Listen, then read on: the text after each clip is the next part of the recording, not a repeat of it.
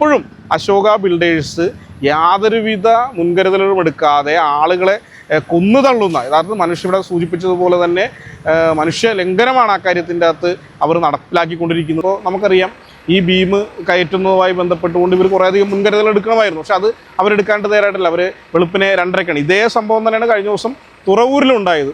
തുറവൂരിലും ഈ ബീം പണിയുന്നതിൻ്റെ ഒരു സാധനമാണ് താഴേക്ക് വീഴുന്നത്. അവിടെയും ഇത്തരത്തിൽ ഉണ്ടായി. അവരുടെ തന്നെ ആളുകൾക്കാണ് പരിക്ക് പറ്റിയത്, അവരുടെ വാഹനങ്ങൾക്കും അവർക്കും പരിക്ക് പറ്റുന്ന സാഹചര്യമുണ്ട്. ഇപ്പോൾ ഇവിടെ ഒരു പാവപ്പെട്ട ഒരു നിത്യജീവൻ കഴിച്ചു കൂട്ടുന്ന ഒരു ഡ്രൈവർ അതിദാരുണമായി, അവർ കൃത്യമായി അതിന് മുൻകരുതൽ എടുത്തിരുന്നെങ്കിൽ ആളുകൾ ചിലപ്പോൾ രക്ഷപ്പെടുമായിരുന്നു. അപ്പോൾ തന്നെ ആദ്യം വേണ്ടത് ഇവിടെ സാധാരണക്കാരായിട്ടുള്ള കാൽനട യാത്രക്കാർക്ക് നടക്കുന്നതിന് വേണ്ടിയിട്ടുള്ള ഒരു സാഹചര്യം ഉറപ്പാക്കണമെന്ന് പറഞ്ഞു. സ്കൂൾ വിദ്യാർത്ഥികൾക്ക് വേണ്ട സാഹചര്യങ്ങൾ ഉറപ്പാക്കണമെന്ന്. ഇതൊന്നും അവർ നടപ്പിലാക്കുവാനായിട്ട് തയ്യാറായിട്ടില്ല. പലപ്പോഴും മഴക്കാലം വരുമ്പോൾ ജൂൺ മാസങ്ങളിൽ സ്കൂൾ തുറക്കുന്ന സമയത്ത് വിദ്യാർത്ഥികൾക്ക് നടക്കാൻ പോലും പറ്റാത്ത നിലയിലാണ് ഇവിടുത്തെ ഈ പ്രശ്നങ്ങൾ നടക്കുന്നത്. അപ്പോൾ